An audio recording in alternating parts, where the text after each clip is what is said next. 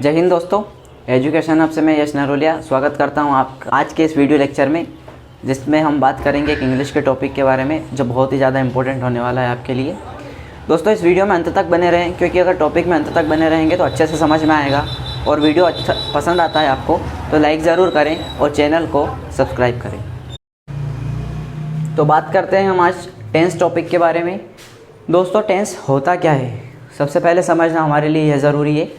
Tense का मतलब होता है, जैसे मैं आपको बोल सकता हूँ मैं बाज़ार जा रहा हूँ, अर्थात यह वाक्य मेरी स्थिति को बता रहा है कि मैं वर्तमान में अभी बाज़ार जा रहा हूँ। और अभी एक और एग्जाम्पल के द्वारा हम समझते हैं मैं बाज़ार गया, अर्थात यह मेरी भूतकाल वाली पास्ट वाली सिचुएशन को बता रहा है। एक सेंटेंस और लेते हैं हम, मैं मंदिर जाऊँगा, अर्थात यह मेरी फ्यूचर वाली स्थिति को बता रहा है। इससे यह पता चलता है हमको कि जो टेंस होते हैं वो हमारी स्थिति को बताते हैं, अर्थात हम टेंस को कह सकते हैं काल या समय। देखिए दोस्तों, टेंस मुख्यतः कितने प्रकार के होते हैं? 3 प्रकार के होते हैं। प्रेजेंट टेंस, अर्थात जो वर्तमान स्थिति को बता रहा है उसे हम प्रेजेंट टेंस बोलेंगे। पास्ट टेंस, जो हमारी भूतकाल जो बीती हुई स्थिति को बताएगा उसे हम पास्ट टेंस बोलेंगे।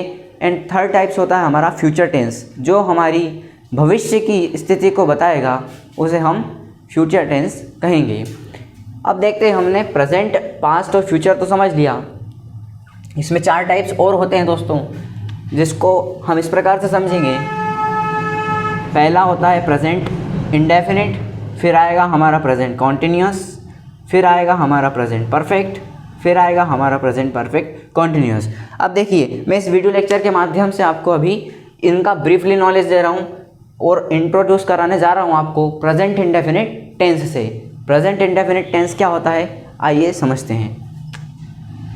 Present indefinite tense, at the end of this tense always ता, ती, ते, etc इज कम्स, अर्थात इस टेंस के हिंदी वाक्य के अंत में ता है, ती है, ते हैं आदि आते हैं।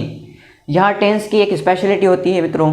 यह टेंस हमारी डेली हैबिट्स को शो करता है, अर्थात डेली हैबिट्स कैसी, जैसे पिताजी रोज़ अखबार पढ़ते हैं, मैं रोज़ मंदिर जाता हूँ, मैं रोज़ बच्चों को पढ़ाता हूँ, सूर्य पूर्व से उदय होता है।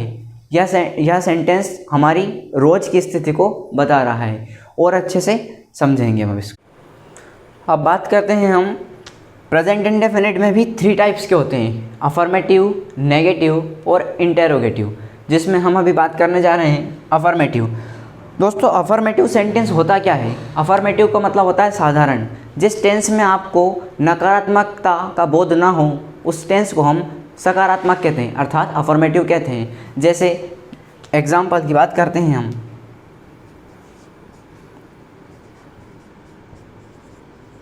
सोहन चाय बनाता है, अर्थात इस सेंटेंस में बिल्कुल साधारणता बताया गया है कि सोहन चाय बनाता है। इसमें कोई नकारात्मक शब्द नहीं है, ना ही कोई प्रश्नवाचक चिन्ह या वाक्य नहीं है। इससे साबित होता है कि यह सकारात्मक वाक्य है। अब इस वाक्य को बनाने से पहले मैं आपको एक छोटा सा फॉर्मूला बताने जा रहा हूँ, जिसके माध्यम से टेंस में आपको कभी भी प्रॉब्लम नहीं आएगी। बस इस फॉर्मूले को समझ लीजिए। फॉर्मूला कोई ज़्यादा रटना नहीं है दोस्तों, बहुत ईजी है। और क्या है देखते हैं। इसमें आता है हमेशा सबसे पहले सब्जेक्ट। सब्जेक्ट मतलब होता है जो मेन करता होता है, कार्य को कौन कर रहा है वो। उसके बाद आती है हमारी मेन वर्ब, फिर एस या ई एस या I S according to subject लगाया जाता है। देन उसके बाद ऑब्जेक्ट आता है। तो आइए समझते हैं। सोहन, सबसे पहले हमारा सब्जेक्ट है सोहन, तो हम लिखेंगे सोहन, यह हो गया हमारा, स्प्राइट लगा लेंगे। फिर आती है हमारी मेन वर्ब। मेन वर्ब है बनाता, बनाने को दोस्तों, चाय बनाने को मेक बोला जाता है। क्या बोला जाता है? मेक बोला जाता है। सोहन मेक। अभी हमको आगे नहीं जाना है, बिकॉज यहाँ पर हमारा सब्जेक्ट सिंगुलर है। सिंगुलर है तो हमने एक चीज़ को हमको एक बार और देखना पड़ेगा दोस्तों। जब हमारा सब्जेक्ट सिंगुलर होता है तो हमको वर्ब में एस या ई एस या आई एस लगाना होता है। तो कब एस लगेगा, कब ई एस लगेगा और कब आई एस लगेगा, थोड़ा सा मैं समझाने का प्रयास करता हूँ आपको। When eight the end of verb, जब किसी वर्ब का अंत SSSCHOX से होगा तो हम उसमें ES लगाएंगे, और वो भी कब लगाएंगे, जब हमारा सब्जेक्ट सिंगुलर होगा। और यदि ये नहीं आते हैं तो फिर ओनली हम S लगाएंगे, ठीक है। और IES वाला कॉन्सेप्ट मैं आपको आगे बताऊंगा एग्जाम्पल में। तो देखते हैं हम, यहाँ पर हमारा सब्जेक्ट सिंगुलर है और इसमें इन सभी वर्डों में से कुछ भी नहीं आ रहा है, तो हम ओनली S लगाएंगे। सोहन मैक्स क्या बना रहा है, टी, यहाँ फुल स्टॉप। यह सेंटेंस हमारा पूर्ण रूप से अब कंप्लीट हो चुका है, अर्थात सोहन चाय बनाता है। इस टेंस में तातीते आ रहा है तो ये खुद बोल रहा है कि भैया मैं प्रेजेंट इंडेफिनिट हूँ। ये तो समझ में आ ही गया होगा आप लोगों को। तो सोहन मैक्स टी, यह सेंटेंस अब हमारा पूर्ण रूप से कंप्लीट हो चुका है।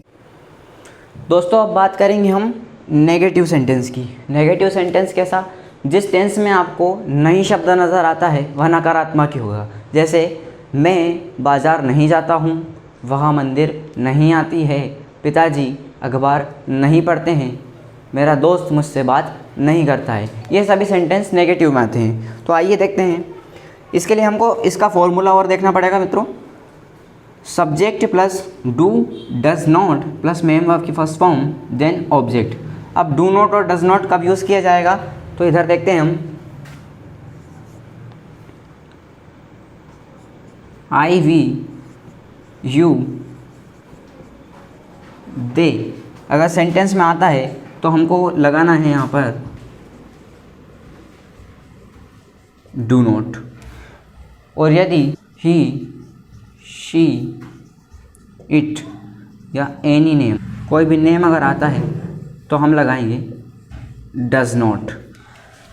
ये कॉन्सेप्ट अगर आपके दिमाग में बैठ गया तो आप कभी भी लाइफ में गलती नहीं करेंगे। देखिए सेंटेंस को आप समझते हैं, एक बार थोड़ा सा लेते हैं एक एग्जांपल। हम मंदिर नहीं जाते हैं। यह सेंटेंस में नहीं वर्ड दिख रहा है, इसका मतलब यह सेंटेंस कौन सा है, नेगेटिव है। तो आइए सेंटेंस को बनाते हैं। हमको बोलते हैं वी, अब उसके बाद हमको लगाना है डज नॉट या डू नॉट।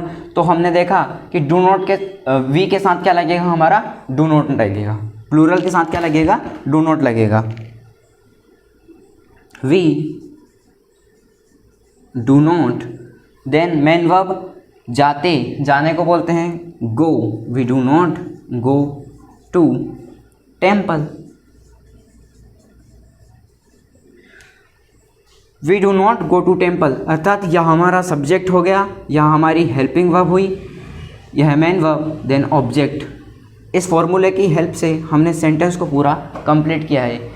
यह सेंटेंस पूरी तरह से अब बिल्कुल कंप्लीट हो चुका है। जैसे हम मंदिर नहीं जाते हैं, we do not go to temple. अब इसी तरह नेगेटिव सेंटेंस का एक और एग्जांपल देखते हैं हम। जैसे मैं लिखता हूँ यहाँ पर वह फूल नहीं लेती है। वह फूल नहीं लेती है, अर्थात वह गर्ल है, इसलिए हम इसमें लगाएंगे शी। शी सिंगुलर है इसलिए हम इसमें डज नॉट लगाएंगे दोस्तों। शी डज नॉट, अब हमारी मेन वर्ब है लेना, she does not take. Object क्या है हमारा, फ्लावर। यह सेंटेंस देखिए, वह फूल नहीं लेती है, अर्थात she does not take flower. यहाँ पर हमने डज नॉट इसलिए लगाया है दोस्तों क्योंकि हमारा सब्जेक्ट यहाँ पर सिंगुलर है। यदि सब्जेक्ट प्लूरल होता तो हम यहाँ पर डू नॉट लगाते, ठीक है। और इस सेंटेंस में कभी भी वर्ब के साथ एस या ईएस या आईएस नहीं लगाया जाता क्योंकि यह सेंटेंस नकारात्मक सेंटेंस है। तो यह सेंटेंस कंप्लीट हुआ हमारा, वह फूल नहीं लेती है। नहीं ले रही है तो कोई बात नहीं, मत लेने दो। दोस्तों अब बात करते हैं हम इंटरोगेटिव सेंटेंस के बारे में। क्या होता है इंटरोगेटिव? इंटरोगेटिव का मतलब होता है प्रश्नवाचक वाक्य, अर्थात जिस को प्रश्न में प्रश्न पूछा जाए। कैसा प्रश्न? जैसे क्या मैं खाना खाता हूँ, क्या तुम चाय पीते हो। जो सेंटेंस में क्या पहले लगता है वह प्रश्नवाचक होता है। अब देखिए इसमें हमको डू और डज सब्जेक्ट से पहले लिखना होता है, देन मेन वर्ब की फर्स्ट फॉर्म आती है इसके बाद हमारा ऑब्जेक्ट आता है, इसके बाद मेन सबसे ज़्यादा ज़रूरी होता है क्वेश्चन मार्क। यदि आपने सेंटेंस बना लिया और क्वेश्चन मार्क नहीं लगाया तो दोस्तों आपका 1 मार्क्स कट जाएगा, मतलब ये रॉन्ग हो जाएगा आपका। देखिए समझते हैं हम कैसे। एग्जाम्पल के लिए, क्या मैं पत्र लिखता हूँ। यहाँ पर ये सेंटेंस क्वेश्चन पूछा जा रहा है कि क्या मैं पत्र लिखता हूँ। तो इस तरह से देखते हैं, मैं इसको बोला जाता है दोस्तों आई, तो आई के साथ हमेशा हम डू लगाते हैं, डू नॉट लगाते हैं, और इसमें हम क्या लगाएंगे, डू आई, देन हम लिखेंगे सब्जेक्ट हो गया हमारा, उसके बाद main verb do I right, लिखने को बोलते हैं राइट, डू आई राइट, क्या लिख रहा है, पत्र, तो पत्र को बोलेंगे दोस्तों लेटर। और लास्ट में क्वेश्चन मार्क लगाना भूलना नहीं है। डू आई राइट लेटर, क्या मैं पत्र लिखता हूँ, यह सेंटेंस हमारा कंप्लीट होता है। इसके बाद हम एक और एग्जांपल देखते हैं दोस्तों।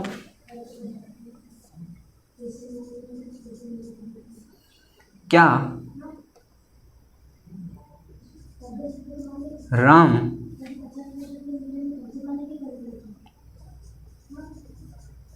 स्कूल जाता है, इसके बाद में क्वेश्चन मार्क। अब यहाँ पर ये प्रश्न पूछ रहा है कि क्या राम स्कूल जाता है, तो राम हमारा किस में आएगा, एनी नेम कोई सा भी होगा वो हमारा सिंगुलर में ही काउंट किया जाता है। जब सिंगुलर में काउंट किया जाएगा तो सबसे पहले हमको डज लगाना होगा दोस्तों। क्या लगाना होगा, डज, देन सब्जेक्ट क्या है हमारा, राम, डज राम, फिर मेन वर्ब है हमारी जाना, जाने को बोलते हैं go, does Ram go to, कहाँ जा रहा है, स्कूल जा रहा है, does Ram go to school, then question mark, अर्थात क्या राम स्कूल जाता है, इसका परफेक्ट ट्रांसलेशन होगा does Ram go to school.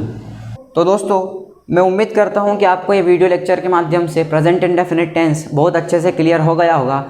देखिए दोस्तों, ये टेंस टॉपिक है, यह एक बार देखने में समझ में बहुत कम आता है, तो मैं आपसे एक रिक्वेस्ट करता हूं कि वीडियो आप एक बार ना देख करके 2 या 3 बार प्ले करके ज़रूर देखें, क्योंकि टेंस इतना इंपॉर्टेंट टॉपिक है कि यदि आपका टॉपिक क्लियर हो जाता है तो आपको इंग्लिश समझने में बिल्कुल भी परेशानी नहीं आएगी।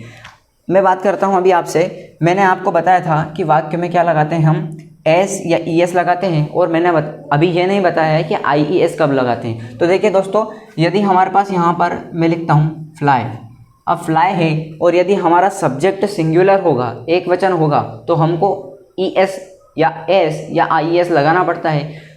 तो यहाँ पर फ्लाई वर्ड है, अब ये वाई आ रहा है और वाई से पहले कॉन्सोनेंट है, हमारा व्यंजन है, तो हमको इसमें एस नहीं लगाना है, हमको आई ई एस लगाना है। तो ये किससे रिप्लेस होगा, फ्लाई,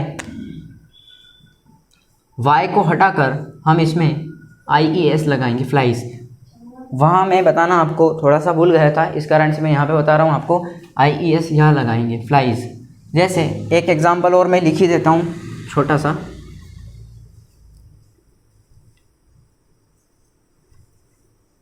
वह पतंग